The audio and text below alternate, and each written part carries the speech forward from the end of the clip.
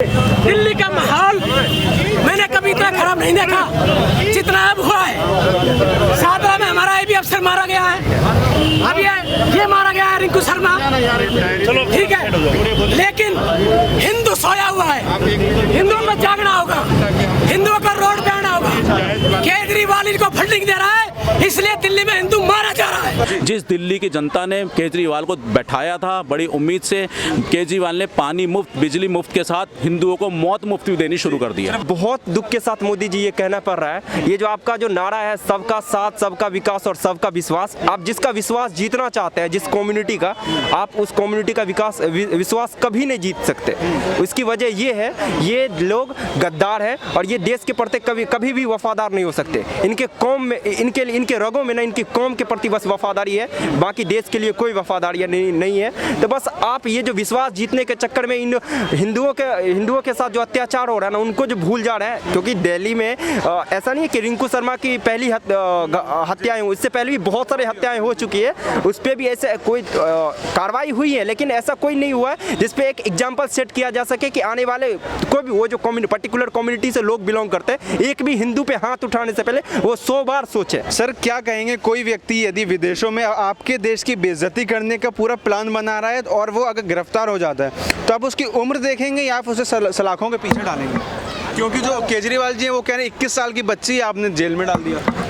केजरीवाल से पूछना चाहता हूं, केजरीवाल जी, मातृभूमि से प्यार है या आपको सिर्फ अपनी सीट से, अपनी सत्ता से प्यार है? आप उन्हीं कदमों पर क्यों चल रहे हो जिन कदमों पर रहकर कांग्रेस सरकार ने अपनी काली शक्ल बना करके, भ्रष्टाचार बढ़ा करके और इतना सब कुछ आज देखा? केजरीवाल जी, अब तो कम से कम शर्म कर लो, ये तो देख लो कांग्रेस का क्या हाल हुआ, और आप भी कांग्रेस की ही रणनीति पर चल रहे हैं। उसकी मैं भैया की बात से बिल्कुल सहमत हूँ जिन्होंने बोला कि वाकई में एक ही थाली के चट्टे बट्टे हैं। और जिस लड़की की बात कर रहे हैं वो 21 साल की है। कसाब की क्या उम्र थी जो मुंबई के अंदर आया था बॉम्ब ब्लास्ट करने, उसकी उम्र 18 साल की थी, मगर 18 से भी कम ही थी। 18 साल के कसाब को हम क्या छोड़ देते उसको, जिंदा आतंकवादी को? उधर आप कश्मीर के अंदर एक लीडर थे, क्या नाम उनका, हाँ बिल्कुल, उनकी उम्र 21 साल की थी और वो आतंकवादी गतिविधि में थे, तो क्या उनको छोड़ दें हम? मतलब जो भी 18, 19, 20, 21 साल का लड़का या लड़की आकर किसी राम मंदिर को तोड़ दे या किसी हिंदू संगठन किसी को भी मार दे, तो आप उसके मतलब उसकी मतलब आप मतलब एक तरह से मतलब ये जो आप तुष्टिकरण की राजनीति खेल रहे हो, एक ही वर्ग और एक ही पक्ष के लिए खेल रहे हो। आप हिंदू होने के नाते, एक इंसान होने के नाते कुछ तो थोड़ी बहुत शर्म करो। आप देश के टुकड़े करवाने के चक्कर में क्यों मतलब पिले हुए हो? आपके ही वो थे सारे सीए और एनआरसी का जो लोग वो करते थे बहिष्कार, अब उन्हीं का ही आप टुकड़े गैंग का सपोर्ट करते करते इस हद तक आपकी राजनीति गिर चुकी है, इस स्तर तक गिर चुके हो आप कि आपको दिल्ली में रहने वाले हिंदुओं से प्रेम ममता बिल्कुल खत्म हो गई है। जी सर, वही हम कह रहे थे कि जब प्रियंका गांधी वाड्रा जब आईटीओ का पूरा मामला हुआ था तो वहाँ पहुँच गई थी, रिंकू शर्मा पर कुछ नहीं बोली। अब जब ये दिशा रवि को गिरफ्तार कर लिया गया है तो ट्वीट कर रही हैं, कह रही हैं कि आप बच्ची को ऐसे मतलब सलाखों के पीछे नहीं डाल सकते हैं। क्या एजेंडा है आखिर बीजेपी का और क्या एजेंडा है कांग्रेस का और आम आदमी पार्टी का? देखिए, एजेंडा इन दोनों का सबका एक ही है। जब से मोदी जी दोबारा प्रधानमंत्री पद पर आए हैं, इन लोगों की जो भी 2 नंबर की कमाई की दुकानें थी, भ्रष्टाचार फैलाने के जो इनके तरीके थे, मोदी जी ने पूरी तरह उनके ऊपर अंकुश लगा दिया है। अब इनके पास कोई मुद्दा नहीं है मोदी जी के खिलाफ या बीजेपी के खिलाफ उठाने का। अब ये हिंदू मुस्लिम खुद कराना चाहते हैं।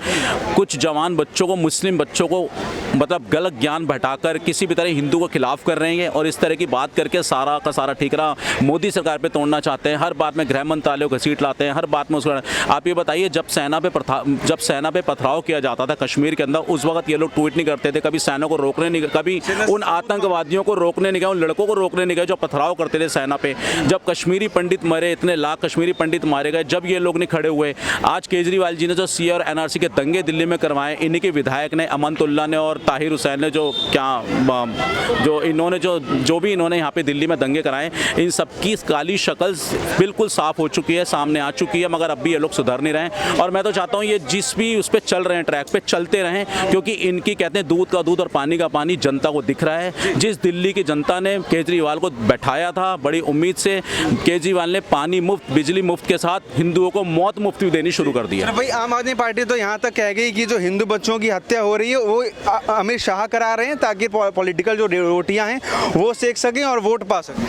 देखिए, ये जनता जानती है। आप कितना भी झूठ बोल लो, कहते हैं झूठ के कोई पाँव नहीं होते। आप झूठ बोल रहे हो जनता के सामने। आपने ये बताइए, जब एक लाख मरता है, आप 1 करोड़ रुपए देने चले जाते हो दादरी में, जहाँ पे आपके स्टेट नहीं है, जहाँ पे आप दिल्ली के सीएम हो, वहाँ तक जा रहे हो, बाहर कुछ भी होता है आप सिलाई मशीन देने अरे हिंदू भी तो आप इंसानियत की तरह क्यों नहीं सोचते? आप इंसान की तरह क्यों नहीं, मतलब इंसानियत बिल्कुल मर चुकी है। जो गलतियां कांग्रेस ने दोहराई, एक ही तुष्टीकरण की राजनीति करी, उसका हर्जाना वो भुगत रही है। जो राम को कहती थी काल्पनिक, वो खुद काल्पनिक हो रही है। जो गलती कांग्रेस करती आई है वही गलती उन्हीं पायदानों पे ये केजरीवाल जी चल है, क्योंकि है दोनों एक ही थाली के चट्टे बट्टे। और मैं कहूँगा इसका जवाब, अगर इस टाइम भी री-इलेक्शन दोबारा हो जाए तो इसका जवाब इनको बिल्कुल दिल्ली की जनता जरूर देगी और मुंह तोड़ देगी। जी सर, आप क्या कहेंगे? दिशा रवि को गिरफ्तार कर लिया गया, उसको लेके कांग्रेस और जो तमाम विपक्षी दल हैं वो साथ में आ गए हैं, कह रहे हैं 21 साल की बच्ची आप ऐसे गिरफ्तार नहीं कर सकते। ये तो आप विपक्षी दल के बारे में बता रहे हो ना, जिनका तो काम है देश को बर्बाद करना, देश को बनाने पर आप ना विदेशों से भी तो उसके वो चिंतन कर रहे हैं। उसके लिए पाकिस्तान चिंतन कर रहा है, पाकिस्तान के प्रधानमंत्री के वहाँ से ट्विटर आ गया है। तो मैं तो ये कहना चाहता हूँ, तो सोची समझी ये नीति थी, पर जो भारत सरकार है, मोदी सरकार है, समझ नहीं पाई। वो कहीं चलो हो जाएगा, अपने ही देश के लोग हैं अपने, उनको ये नहीं पता था विदेशी लोगों ने आ गए यहाँ बैठ गए आपके साथ, और जितने भी देश के टुकड़े टुकड़े करने वाले थे वो भी इसमें शामिल हो चुके हैं। और मैं तो कहूँगा इसका जो नेतृत्व कर रहे थे जो नेता इसमें नेतृत्व कर रहे थे, वो उसमें साफ आपने देखा होगा, आपके साफ पिक्चर देखी, आप वहाँ पर गए भी थे, आपने देखा होगा उनका काम क्या था, इस आंदोलन को लंबा करना। और 26 जनवरी का जो इनका प्लान था, खालिस्तानियों के साथ भी उनका प्लान था, जो उग्रवादी लोग थे उनके साथ भी इन्होंने मिलकर जब तक 26 जनवरी का हट धर्मी करी, और उसके बाद अब आगे का प्रोग्राम कर रहे हैं। तो ये देश को ऊपर उठाने की बात है, देश को नीचे गिराने की बात है। सर, ये देखा जा सकता है कि किस तरीके से ग्रेटा थनबर्ग ने जो टूल किट डाली थी उससे पता चल रहा था विदेशों में भारत को बदनाम करने की साजिश है। तो आपका जो पॉलिटिकल जो आपकी मतलब विचारधारा है वो एक तरफ रख देनी चाहिए जब देश सामने आए। क्या कहेंगे सर इस पर? जब कांग्रेस आखिर हमेशा राजनीति ले आती है। देखिए, आप कह रहे कांग्रेस राजनीति ले आती है, कांग्रेस तो हमेशा जो देश के शूरवीर सेना हमारे, उनको भी बदनाम करती आई है, उनका भी अपमान करती आई है। अब आप यकीन नहीं मानेंगे इस बात को, देखिए जो विदेश से होती है, कोई चर्चा आती है, विदेश से बात होती है, तो उनको कहना चाहिए कि आपको हमारे देश में दखल नहीं देना चाहिए। पर इनकी बोली और उनकी बोली, पाकिस्तान की बोली एक ही होती है। ये सब जितने भी खानदानी परिवार है ना, पूरा खानदानी परिवार, जिसमें वडेरा और उनकी वाइफ जो है प्रियंका, और दूसरे अपने राहुल हो गए।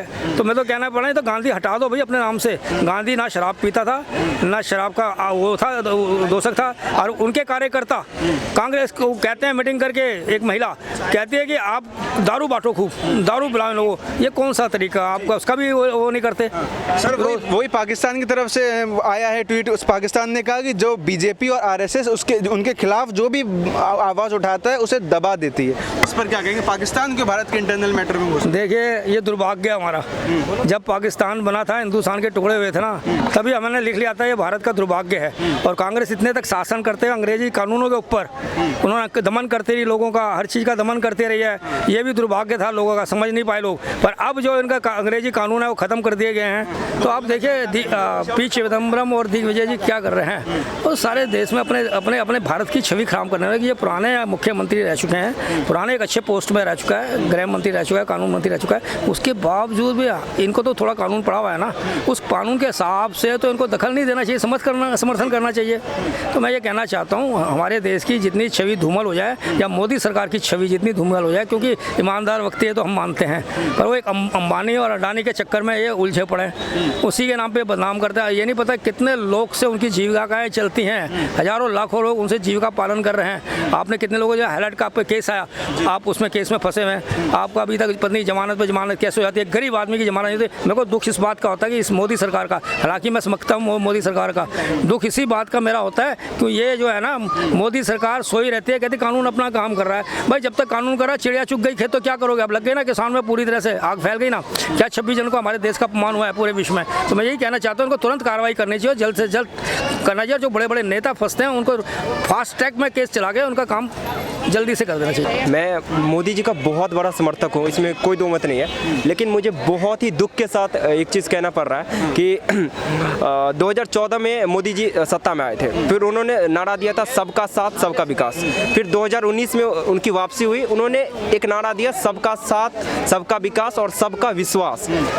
मैं हमें बहुत दुख के साथ मोदी जी ये कहना पड़ रहा है, ये जो आपका जो नारा है सबका साथ, सबका विकास और सबका विश्वास, आप जिसका विश्वास जीतना चाहते हैं, जिस कम्युनिटी का, आप उस कम्युनिटी का विश्वास कभी नहीं जीत सकते।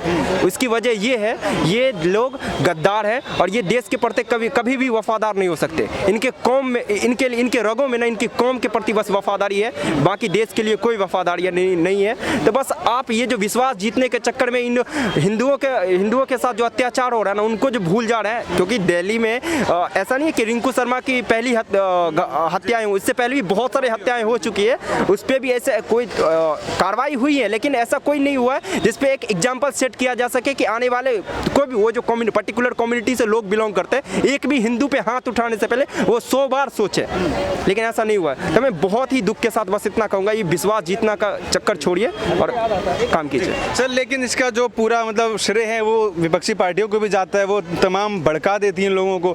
मान लीजिए कोई विशेष कम्युनिटी है, वो समझना भी चाहती है, लेकिन जो विपक्षी पार्टियां हैं वो जयचंद बने हुए हैं, वो कहाँ से समझ। देखिए हमारे कंट्री में ना सबसे बड़ा दुर्भाग्य ये है कि हमारी आबादी 100 करोड़ है, 100 करोड़ 135 करोड़ की हमारी आबादी में हमारी आबादी 100 करोड़ है, लेकिन उसके बावजूद आज हमारा कोई भी पर्टिकुलर पार्टीज ये गर्व के साथ नहीं कह सकता कि मैं हिंदुओं के साथ खड़ा हूँ। भारतीय जनता पार्टी के अलावा कोई किसी भी पार्टी के अंदर ये हिम्मत नहीं है। तो सांप्रदायिक हो जाएंगे ना, क्योंकि हमें उन्हें तो सेकुलर दिखना है। लोग कितने सेकुलर हैं सबको पता है, और ये सेकुलर वर्ड कहाँ से आया मुझे उस पर तो अब डिबेट में जाना ही नहीं पसंद करूंगा। जिस टाइम एक मिनट आपकी जानकारी के लिए बता दूं, जिस टाइम हमारा कंट्री का कॉन्स्टिट्यूशन बना था, प्रियम्बुल जो उसको कॉन्स्टिट्यूशन का सोल कहा जाता है, उसमें सेकुलर वर्ड था ही नहीं, उसमें सेकुलर वर्ड था ही नहीं, उसको तो ऐड किया गया ताकि उसको पता है कि कैसे भी सेकुलर वर्ड के आधार पे हमें हिंदुओं को तोड़ना है, हमें देश को तोड़ना है। उनको उनकी पॉलिटिक्स कांग्रेस की फिक्स थी कि आने वाले दिनों में ये करना है, ये करना है। वो तो शुक्र मनाइए 2014 में हिंदू एकत्रित होकर मोदी जी को ला लिया, नहीं तो आज हमारी देश की क्या स्थिति होती कुछ नहीं कह सकते थे। जी धन्यवाद।